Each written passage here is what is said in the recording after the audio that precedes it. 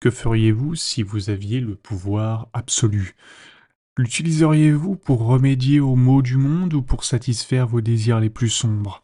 C'est une question à laquelle l'histoire a répondu à maintes reprises, mais jamais de manière aussi concluante que sous le règne du troisième empereur de Rome, Gaius Julius Caesar Germanicus, ou comme vous le savez peut-être, Caligula. Issu d'une puissante famille de militaires, Caligula est devenu l'empereur le plus tristement célèbre de l'histoire romaine. Pendant son règne de 4 ans, il s'est livré à tant d'excès que 2000 ans plus tard, son nom est toujours synonyme de cruauté et de perversion. Vous connaissez sans doute les histoires de Caligula, séduisant sa sœur et faisant de son cheval un consul, mais vous ne savez peut-être pas que le reste de sa vie a été encore plus sauvage. Aujourd'hui, on va pénétrer dans le monde tordu de l'empereur le plus fou de Rome. Lorsque Gaius Julius Caesar Germanicus est né le 31 août 12 après Jésus-Christ, c'était dans un monde de privilèges qui aurait fait tourner la tête du Romain le plus moyen. Le père de Gaius est le général Germanicus, un héros militaire de l'Empire. Sa mère, Agrippine l'aînée, est issue d'une famille qui avait été autrefois en lice pour le trône impérial. Qualifier cette famille d'élite serait quelque peu sous-estimé. C'était comme si les Kennedy, les Rothschild, les Rockefeller et la reine d'Angleterre s'étaient réunis en une seule famille. Pourtant, Germanicus était un général qui travaillait. Pour le petit Gaius, cela signifie une enfance passée dans des camps militaires sur la frontière occidentale le long du Rhin. Dans ces camps, Gaius reçoit un petit uniforme de soldat. La vue de ce bambin en train de parader chatouille tellement les soldats servant sous les ordres de Germanicus qu'il lui donne le surnom de Petite Botte, ou pour reprendre en latin, de Caligula. Mais si la vie semblait douce pour le petit Caligula à la frontière, à Rome, une toute puissante tempête se préparait. Depuis près de 4 décennies, le trône impérial était entre les mains d'Auguste. Mais alors que le premier citoyen approche de la fin de sa vie, de sombres forces politiques commencent à s'agiter. Auguste avait prévu que l'un des deux frères d'Agrippine hérite du trône, mais tous deux étaient morts plutôt jeunes. Après s'être brouillé avec un troisième successeur, Auguste est contraint de se tourner vers un général maussade du nom de Tibère. Tibère était techniquement un héros de l'Empire, mais c'était aussi une sorte de con assez énorme. Personne ne l'aimait, pas même Auguste. Le seul moyen pour l'empereur mourant de faire monter Tibère sur le trône sans déclencher d'émeute était de le forcer à adopter le père de Caligula, le bien-aimé Germanicus. De cette façon, tout le monde pouvait dormir sur ses deux oreilles, sachant que même si Tibère était terrible, Germanicus serait bientôt aux commandes. Vous connaissez sans doute l'expression les plans les mieux conçus des souris et des hommes. Eh bien, Tibère était sur le point de faire au plan d'Auguste exactement ce que Jerry fait à Tom avec un bâton de dynamite. Le 19 août de l'an 14 de notre ère, Auguste meurt. À peine parti, Tibère commence à s'attaquer à Germanicus. La famille de Caligula est enlevée du Rhin et transplantée en Syrie. C'est là que le 10 octobre 19 après Jésus-Christ, Germanicus meurt dans des circonstances mystérieuses. Convaincu que Tibère a empoisonné son mari, Agrippine réclame justice. C'est alors que Tibère fait tomber l'autre botte. Tibère interdit à Agrippine de se remarier et l'exile sur une île isolée. En outre, ses deux fils aînés sont également emprisonnés. L'un d'eux se suicide, l'autre meurt de faim. Pour Caligula, ce fut un bouleversement dans sa vie. Bien que sa grand-mère l'ait protégé de la colère de Tibère, il se retrouve soudain sans parents, sans frères, sans espoir. Sa seule consolation a peut-être été que ses trois sœurs aient été autorisées à vivre. L'expérience les avait certainement rapprochées. Si proches, en fait, que la rumeur courait que Caligula couchait avec la plus jeune, Julia Drusilla. Mais Tibère n'était pas seulement rusé, il était également cruel. En 31 ou 32 après Jésus-Christ, Caligula, âgé de 19 ans, est soudain convoqué dans la villa de Tibère sur l'île de Capri. L'empereur l'informe qu'il devra désormais vivre aux côtés de l'homme qui a détruit sa famille. C'est un acte bizarre et pervers de la part de Tibère. C'est aussi une catastrophe pour tout l'Empire. Voici donc deux choses que vous devez savoir sur Tibère. Tout d'abord, Tibère était en quelque sorte la version romaine de Staline. Il gouvernait par la peur, provoquant une vague de procès pour trahison au cours desquels les gens étaient condamnés par des tribunaux fantoches, exécutés et leurs corps jetés dans le Tibre. Deuxièmement, il a fait tout ça en restant loin de Rome elle-même. En l'an 26, le vieux despote se retire dans une villa de Capri où il prend du bon temps tandis qu'un larbin s'occupe de la répression proprement dite. D'ailleurs, un bon moment pour Tibère signifiait généralement que tous les autres passaient un très mauvais moment. Si on en croit les sources qui nous sont parvenues, Tibère passait son temps à Capri à se satisfaire de garçons et de filles mineures qu'il faisait ensuite précipiter du haut des falaises pour les tuer. Il aimait aussi faire torturer en public les personnes les plus étranges, parce que, pourquoi pas. C'est donc dans ce monde que Caligula a été invoqué. Il est impossible de dire pourquoi Tibère a appelé Caligula auprès de lui. Il s'agissait peut-être d'un jeu malsain. Les larbins de Tibère interrogeaient souvent le garçon sur sa famille décédée, l'incitant à s'emporter. Mais Caligula n'était pas stupide, il se taisait et s'en remettait à Tibère, plus comme un serviteur que comme un membre de la famille adoptive. Tibère n'a donc jamais eu l'occasion de tuer le garçon. De plus, il semble qu'il ait appris à l'apprécier. Très vite, Tibère autorise Caligula à se livrer à ses propres orgies. Il est autorisé à organiser et à observer des tortures sadiques à sa guise. On raconte qu'après avoir constaté à quel point le calme Caligula prenait plaisir à regarder les autres souffrir, Tibère déclara: Je soigne une vipère pour le peuple romain. S'il le croyait vraiment, il ne le montrerait pas. Au milieu des années 30, Tibère nomme Caligula et Gemellus, le cousin de Caligula, comme cohéritier de l'Empire. Peut-être que si Tibère avait su ce que le jeune homme tranquille avait fait à Capri, il aurait été plus prudent. Caligula affirmera plus tard qu'il aimait se lever au cœur de la nuit et se glisser dans la chambre de Tibère, où il tenait un poignard au-dessus du vieil homme, prêt à s'y enfoncer. Seule la voix du défunt Auguste l'empêchait de passer à l'acte. Et oui, Caligula a également travaillé en coulisses pour forger une alliance avec le puissant préfet de la garde prétorienne, Niveus Sutorius Macro. Le moment venu, Caligula voulait que le garde soit de son côté, et ce moment arriva, le 16 mars de l'an 37 de notre ère. Ce matin-là, on apprend que Tibère est mort dans son sommeil. L'empereur tyran de Rome était enfin mort. Il existe plusieurs théories sur la mort de Tibère, dont l'une des plus répandues est que Caligula aurait étouffé le vieil homme avec un oreiller. Même s'il ne s'agit que d'un piment narratif ajouté par des auteurs ultérieurs, le résultat est le même. À Rome, le peuple est devenu fou. Ils exigent que le corps de Tibère soit traîné dans les rues et jeté dans le fleuve, comme l'avaient fait tous ceux qui avaient été exécutés lors de ces procès. Alors que Rome est occupée à faire la fête, à Capri, Caligula met son plan à exécution. Tibère parti, la garde prétorienne se met au service de Caligula. Gemellus est assigné à résidence et ne goûte plus jamais à la liberté. Son rival emprisonné, Caligula se rendit à Rome et se présenta au peuple comme le nouvel empereur. Et ce n'était pas aussi difficile qu'on aurait pu le croire, les gens détestaient Tibère.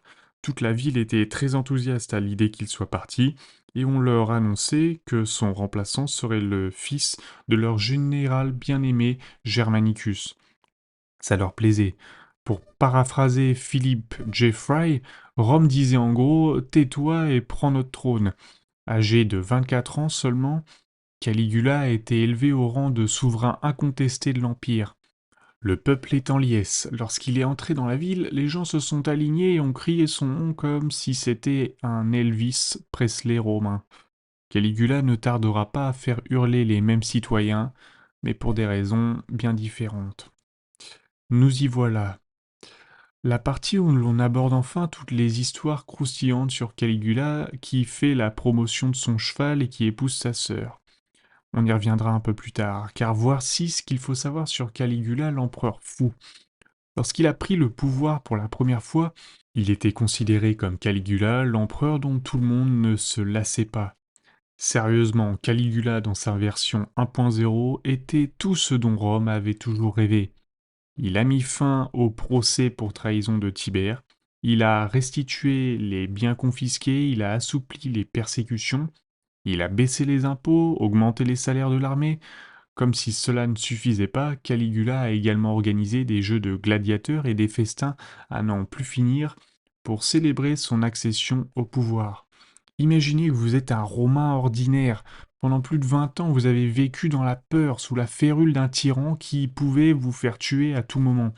Et maintenant, il y a un nouveau venu en ville qui vous offre du pain, des jeux et du cirque et vous promet qu'il ne vous tuera pas au hasard. L'époque est plutôt agréable. En 37 après Jésus-Christ, les gens osaient espérer que c'était peut-être le bon moment. Peut-être que Tibère n'avait été qu'un cas isolé et que tous les empereurs seraient désormais bons. Mais non. En octobre, Caligula tombe soudainement malade. Il est possible qu'il ait été empoisonné. Quoi qu'il en soit, il a passé la majeure partie d'un mois à flotter entre la vie et la mort. Le peuple de Rome est consterné. Ils ne pouvaient pas perdre leur nouvel empereur. Ils pleurent alors dans les rues. Au Sénat, les sénateurs se lèvent tour à tour pour implorer les dieux d'épargner Caligula. Quelques-uns ont même supplié Jupiter de les prendre à sa place. Miraculeusement, ces prières ont porté leurs fruits. Caligula se rétablit et on ramène son corps affaibli sur la terre des vivants. S'il s'agissait d'un film d'horreur, ce serait le moment où l'on dirait cependant, il semble qu'il ait ramené un esprit maléfique avec lui. Comme il s'agit d'histoire, on dira simplement que Caligula est revenu changé. L'empereur populaire n'était plus, et il avait été remplacé par quelque chose de beaucoup plus sombre. Peu après sa guérison, Caligula invita les sénateurs qui avaient prié pour sa vie à venir lui rendre visite. Il les a remerciés d'avoir demandé à Jupiter de les remplacer, puis il leur a demandé quand ils allaient le faire. Il n'existe aucune trace de la conversation qui a suivi, mais ça s'est probablement déroulé de la façon suivante. Votre Altesse demandent les sénateurs, un peu perplexes. Oui, vous savez, répond Caligula, vous avez demandé au Dieu de vous laisser mourir pour que je puisse vivre. Eh bien, je suis vivant. Alors je répète, quand allez-vous mourir? Les sénateurs n'avaient plus le choix. Les uns après les autres, ils sont contraints de se suicider. C'était le premier signe de folie qui allait consumer l'Empire tout entier. On va être prudent ici, car de nombreux auteurs anciens et contemporains aiment utiliser la maladie de Caligula comme un événement transformateur, comme s'il était un saint avant et un démon après. Mais on a déjà vu Caligula se défouler en torturant des gens dans la villa de Tibère. On l'a également vu se débarrasser discrètement de son rival au trône et se frayer un chemin vers le pouvoir. Alors oui, Caligula est devenu un monstre après sa maladie, mais c'est pas comme si les signes n'étaient pas déjà là avant. Après la mort des sénateurs, Caligula est revenu à la vie publique. Dès le départ, il était clair que quelque chose n'allait pas. Il abandonne les robes et commence à s'habiller de façon excentrique, parfois même avec des vêtements féminins. Il prétendait être en proie à des maux de tête incessants. On peut presque imaginer les habitants de Rome se lançant des regards en coin en se demandant ce qu'il est advenu de leur empereur amusant. Eh bien, Caligula voulait toujours s'amuser. Et Rome était sur le point de découvrir que la définition de l'amusement de Caligula était encore plus terrifiante que celle de Tibère. Avant d'aller plus loin dans l'ère Caligula, il faut comprendre quelque chose à propos de cette période de l'histoire romaine. Tant de sources ont été perdues au fil des ans qu'on ne dispose pratiquement d'aucun récit contemporain sur Caligula. Les informations dont on dispose sur sa vie proviennent généralement du livre de Suétone sur les empereurs et de la biographie de Caligula par Cassius Dio.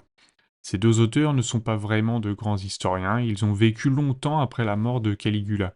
Dio n'étant né que 120 ans après sa mort, en d'autres termes, s'attendre à ce que l'un ou l'autre de ces hommes donne un compte-rendu précis et exact du règne de Caligula, c'est comme s'attendre à ce qu'une personne née cette année donne un compte-rendu de la vie d'Otto von Bismarck en tant que témoin oculaire, donc par les yeux. Mais n'empêche, ça dit que c'est probable qu'il y ait un noyau de vérité dans leur récit, mais bon, on ne va pas s'en tenir à la ligne exacte. Mais bon, quand bien même il y aurait une ligne de vérité, ça suffirait à classer Caligula parmi les souverains les plus fous de l'histoire. On dit qu'après sa maladie, Caligula aimait humilier le Sénat. Les sénateurs devaient courir à côté de sa voiture pendant des kilomètres dans les rues de Rome, et ceux qui refusaient étaient humiliés d'une manière ou d'une autre. Caligula organisait des dîners pour les sénateurs et leurs épouses, et au milieu du repas, il choisissait une femme qui lui plaisait, l'emmenait dans une arrière-salle et l'embrassait de force. Il la rendait ensuite à son mari, qui était obligé de faire comme si rien ne s'était passé. En ce qui concerne les femmes, les appétits sexuels de Caligula étaient à la fois énormes et extrêmement cruels. En 37 ou 38 après Jésus-Christ, par exemple, il assiste au mariage de Gaius Capernius Piso et de Livia Ostelia. L'empereur est tellement séduit par Livia qu'il lui ordonne de l'épouser à sa place. Et elle le fait, et il a eu son plaisir avec elle, puis il a divorcé le lendemain matin. Pour couronner le tout, il lui interdit d'épouser Gaius. Livia n'était pas la seule dans ce cas-là. Lolia Paulina, elle aussi, était contrainte de divorcer et d'épouser Caligula avant d'être abandonnée au bout de 6 mois à peine. Il y a aussi d'autres rumeurs selon lesquelles Caligula aurait couché avec un peu tout le monde, des prostituées aux jeunes garçons, en passant par l'acteur Menster. Mais la liaison la plus célèbre de Caligula fut bien sûr celle qu'il eut avec sa sœur. Alors vous vous souvenez de Julia Drusilla, dont on a parlé au début de la vidéo. On a dit que la rumeur disait que Caligula couchait avec elle. Et bien une fois devenu empereur, Caligula semble avoir tout fait pour confirmer ces rumeurs. Drusilla a été élevée au rang d'épouse de l'empereur. L'armée devait lui prêter un serment de fidélité et les deux ne se séparaient jamais.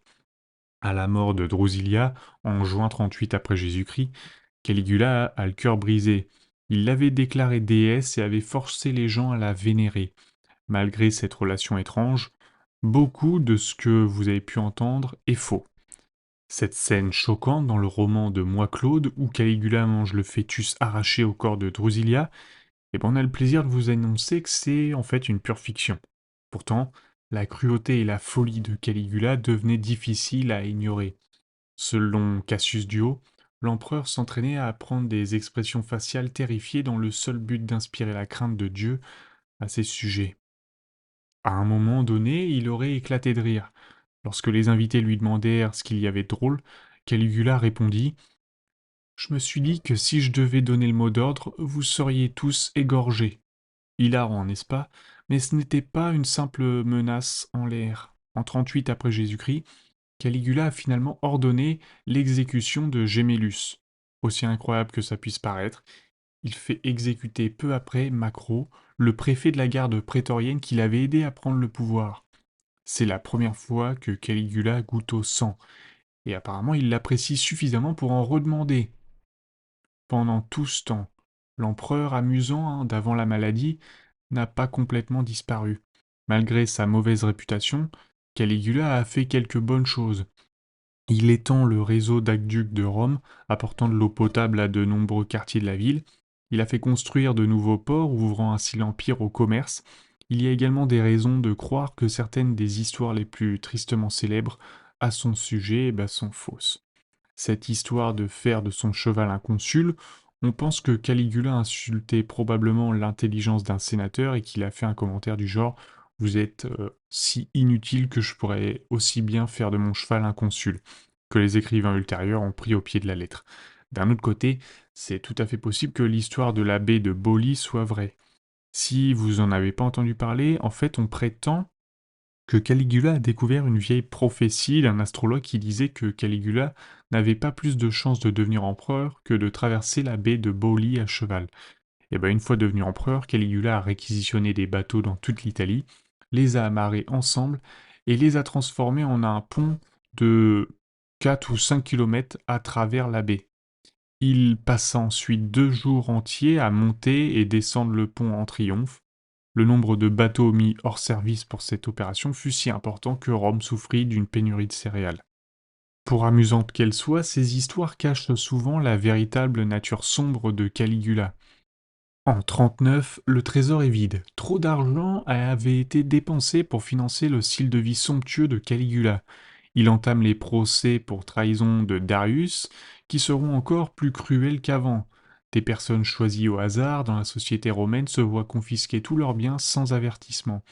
Les plus chanceux sont envoyés en exil, les moins sont exécutés. Sous Caligula, les exécutions sont pires que sous tous les empereurs précédents. Les bourreaux avaient pour instruction de garder les gens en vie le plus longtemps possible en les torturant lentement, jusqu'à ce que mort s'ensuive pendant plusieurs jours. Les proches étaient contraints d'assister à ces spectacles. Dans certains cas, les parents sont convoqués pour assister à l'assassinat de leurs enfants, incapables de faire autre chose que sourire et applaudir, de peur que l'empereur fou ne les fasse tuer à leur tour. Tout comme à Capri, il semble que Caligula aime toujours regarder les gens souffrir. Pourtant, aussi sanglante que soit cette histoire, elle n'est pas aussi grave qu'on pourrait le croire. Alors que Tibère s'arrangeait pour faire assassiner ses rivaux jusqu'en Syrie, Caligula oubliait pratiquement tous ceux qu'il n'avait pas en face de lui. Ses procès pour trahison ont peut-être ensanglanté les rues de Rome, mais le reste de l'Empire a continué à fonctionner normalement. Et puis en 39 après JC, à l'apogée de son règne de terreur, Caligula a enfin rencontré la femme de ses rêves, Milonia Caesonia. C'était une femme aussi amorale et dépourvue d'empathie que son mari. Plus âgée que Caligula et n'aspirant qu'à l'autosatisfaction, elle a réussi à conquérir le cœur du jeune despote. Bien que peu de documents concernant Milonia aient survécu, on sait qu'elle a donné naissance à une fille pour Caligula et que l'empereur l'a nommée Julia Drusilla en l'honneur de sa sœur décédée. On sait également que la façon maladroite qu'avait Caligula de montrer son affection pour sa femme consistait à lui rappeler de façon un peu taquine qu'il pouvait la faire torturer et tuer quand il le souhaitait. Dans l'ensemble, Caligula a atteint le deuxième anniversaire de sa maladie dans de bonnes conditions, ce qui revient à dire que tous les autres l'ont atteint dans un état terrible où ils craignaient constamment pour leur vie. En octobre, l'empereur se sent suffisamment en sécurité pour tourner le dos à Rome et partir à la conquête des frontières. Mais Caligula avait mal évalué à quel point les adversaires étaient intimidés par lui. Le fou ayant disparu, ses victimes au Sénat et dans la garde prétorienne commencent à chuchoter entre elles qu'il faut trouver un nouvel empereur. Caligula n'en savait rien, mais son court règne touchait à sa fin. Il est intéressant de se demander comment Caligula a dû se sentir en retournant à la frontière où il avait été élevé, non plus comme un petit soldat, mais comme un empereur conquérant. C'est du moins une façon de voir les choses. Selon certains récits, Caligula a passé son temps le long du Rhin à réprimer une révolte germanique et à envahir la Gaule. D'un autre côté, différents récits donnent l'impression que le petit soldat n'a pas vraiment grandi. Selon une autre version encore, Caligula aurait payé des soldats pour qu'ils se déguisent en allemands et organisent une attaque afin qu'ils puissent les vaincre et apparaître comme un héros. Lorsque les vrais Allemands ont attaqué peu après, l'empereur s'est enfui. Ce qui n'est pas contesté, c'est qu'en 40 après Jésus-Christ, Caligula avait décidé d'envahir la Grande-Bretagne. À l'époque, la Bretagne était une île étrange et humide qui n'était pas encore sous le joug romain. Sa conquête renforcerait donc le prestige de Caligula. En conséquence, Caligula chevauche vers le nord avec 200 000 hommes jusqu'aux falaises de la Gaule face à la Manche. Une fois sur place, il dit à ses hommes de se préparer à une grande victoire, puis leur demande de descendre sur les plages et de ramasser des coquillages. Déclarant qu'il s'agissait du butin d'une grande victoire sur la mer, Caligula fit demi-tour et rentra à Rome. De retour dans la ville éternelle, la conspiration contre l'empereur prend de l'ampleur. Elle est alimentée en partie par la conviction de Caligula qu'il est littéralement un dieu. Il prétendait communiquer avec Jupiter et avait ordonné que des statues à son effigie soient placées dans tous les temples de l'Empire. Lorsque la nouvelle est parvenue en Judée, elle a failli provoquer un soulèvement armé. Ce n'est que grâce au talent diplomatique d'Hérode Agrippa que Caligula renonça à la règle des temples de Judée et évita la guerre civile. Mais ce dernier sursaut de lucidité ne suffira pas à sauver un empereur déjà si mal en point. Le 24 janvier 41, la faction anti-Caligula passe à l'action. À l'extérieur des Jeux palatins, donc relatifs au palais, une unité dirigée par Cassius Correa attend la sortie de Caligula, l'encercle et le poignarde à mort. Avant que l'alarme ne soit donnée, il se dirige directement vers la maison où vivent Milonia et la petite fille de l'empereur et les tue toutes les deux. Pendant un instant, en ce jour fébrile, on a vraiment cru que tout le système des empereurs de Rome était sur le point de s'effondrer, que le Sénat allait s'en emparer et restaurer la République. Mais non. Cassius Correa et ses hommes ont plutôt traqué l'oncle de Caligula, le vieux Claudius, et l'ont fait déclarer empereur. La garde était prête à tuer Caligula, mais peut-être pas prête à tuer le système qui l'avait créé. L'échec de leur nerf, ce jour-là, allait donner naissance à un autre Caligula 13 ans plus tard, en la personne de l'empereur Néron. En ce jour d'hiver de l'an 41 de notre ère, le carnage que Néron allait déclencher était encore plus loin. Au lieu de ça, le Sénat se concentre sur l'élimination du virus de Caligula de l'Empire. Les statues de l'empereur, désormais mort, sont brisées. Son nom a été effacé des monuments, et selon un récit probablement fictif, l'armée aurait même traqué et tué le cheval de Caligula. Avant que Claudius ne s'installe sur le trône, Caligula avait disparu, presque effacé de l'histoire romaine. Le peuple ne voulait plus de souvenirs de son tyran fou. Mais alors pourquoi on s'en souvient aujourd'hui? Comment c'est possible? Pourquoi Caligula est-il l'un des rares empereurs romains que presque tout le monde peut nommer? C'est sans doute en partie pour des raisons de divertissement. Même si l'histoire qui consiste à faire de son cheval un consul est fausse, elle n'en reste pas moins amusante. Mais il se peut aussi que Caligula serve d'avertissement de l'histoire. Avant de monter sur le trône, Caligula était une personne discrète. Lorsqu'il est devenu empereur, tout ce qu'il semblait vouloir faire, c'était de plaire au peuple. On dit souvent que le pouvoir absolu corrompt absolument. La vie de Caligula nous montre que c'est vrai. Nous aimons tous croire qu'un homme bon peut gouverner avec justice et sagesse. Mais la biographie de Caligula suggère le contraire. Elle suggère que presque tout le monde peut devenir un monstre, peut-être même vous ou moi. En fin de compte, Caligula n'a peut-être régné sur Rome que pendant 4 ans, mais les actes détraqués qu'il a commis pendant cette période ont permis à son nom de rester dans l'infamie. Merci d'avoir regardé cette vidéo, et on se dit à une prochaine pour une prochaine biographie.